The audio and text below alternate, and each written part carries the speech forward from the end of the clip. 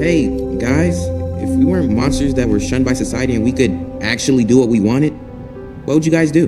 I mean, if I'm being honest, I'd just be normal, you know? Yeah. Mutant Mayhem does something incredible. It perfectly understands one of the most fundamental human desires, the need to belong. When I first watched this movie, I expected exactly what you'd expect from a film. Cool action, funny moments, and 4 turtles beating the living shell out of bad guys. And don't get me wrong, it absolutely delivers on all of that. But I didn't expect a Ninja Turtles movie to hit me emotionally. Yet somehow, this one did. Because beneath the pizza and the ninja action, there's something much more human going on. Mutant Mayhem isn't really a movie about ninjas. It's a movie about 4 kids who just want the world to see them. And honestly, I think that's why this movie resonated with so many people. As a kid, I grew up watching different TMNT shows and movies. Every adaptation had its own take on these characters, but this reboot felt different. Not because it completely reinvented the story, but because it made the turtles feel real. And I think that's exactly what makes this movie so special. One of the smartest decisions this movie makes is treating the turtles as teenagers first and ninjas second. And that sounds obvious. They're literally called the Teenage Mutant Ninja Turtles. But surprisingly, a lot of previous adaptations focused more on making the turtles look cool than making them feel like actual teenagers. Mutant Mayhem flips that completely. These turtles constantly interrupt each other. You can see it in almost every rooftop conversation where jokes get cut off halfway through because someone else immediately blurts out something even dumber. They quote random movies, obsess over pop culture, and somehow manage to turn almost every serious conversation into complete nonsense. And honestly, that's exactly why they work. For the first time in a long time, these characters don't just feel like brothers, they feel like actual siblings.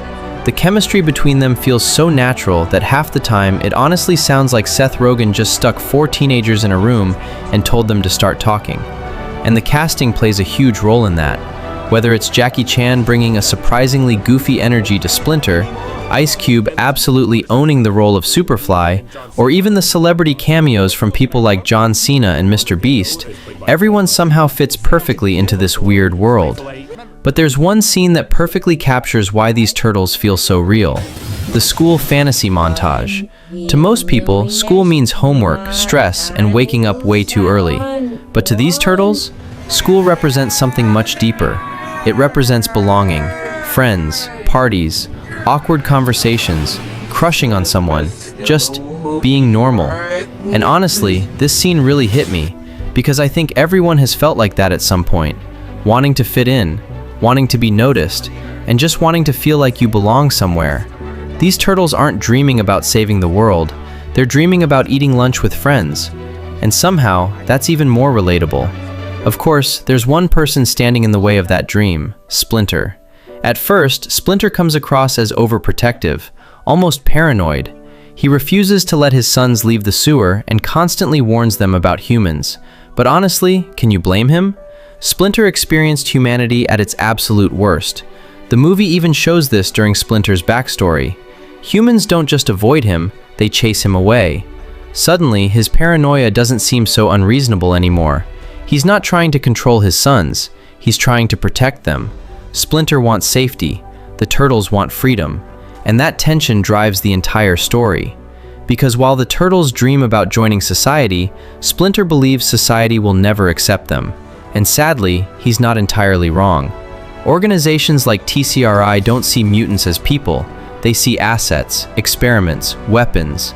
To people like Cynthia Utrom, mutants aren't children with dreams and fears, they're tools, and that's terrifying. But keeping his sons hidden forever comes with a cost, because isolation changes people, and Splinter eventually realizes that.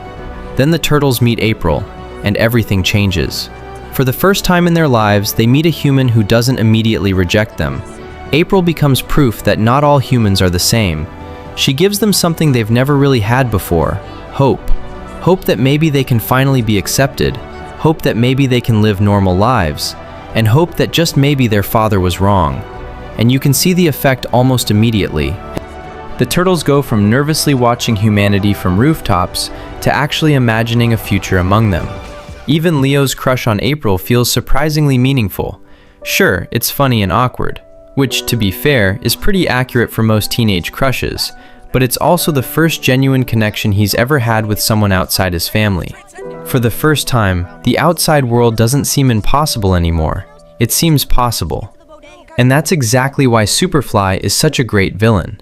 Because Superfly wanted the exact same thing the Turtles wanted: acceptance. The difference is that Superfly gave up. He responded to rejection with hatred.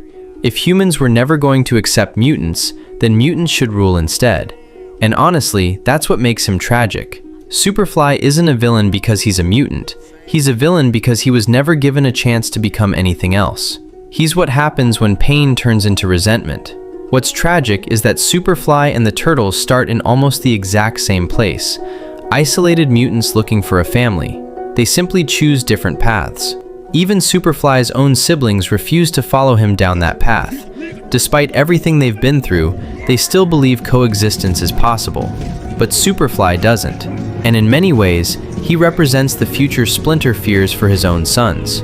In fact, I think that's exactly what Splinter realizes. When he sees Superfly, he sees what his boys could have become. Mutants hidden from the world, raised to fear humans, taught that hatred is safer than hope. Superfly isn't just the villain, he's a warning. I think a huge reason all of this works comes down to the movie's presentation. The animation is incredible. Clearly inspired by Spider-Verse, the film uses rough line work, sketchbook textures, stylized CGI, and dynamic cinematography to create something that feels completely unique. But what I love most is that the animation feels unfinished. And I mean that in the best possible way. Because teenagers are unfinished.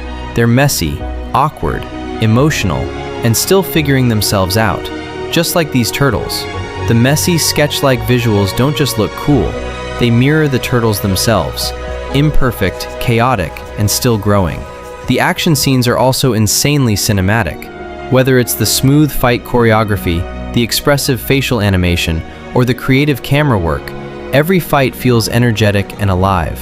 And the endless references to things like Attack on Titan, Avengers Endgame, Hulk, and countless other movies make these characters feel like genuine teenagers raised on internet culture.